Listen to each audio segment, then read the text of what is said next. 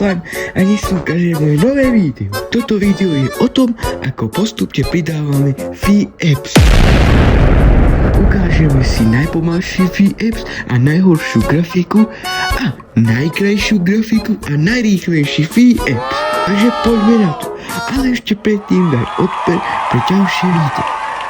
Takže sme tu a toto je ten najpomalší V-Apps a najhoršia grafika. Však pozrite sa na to, ja sa absolútne nemôžem ani hýbať. Čo sa tu deje? Ježiši Kristi, toto je V-Apps 25 V-Apps. Toto je dosť pomalé.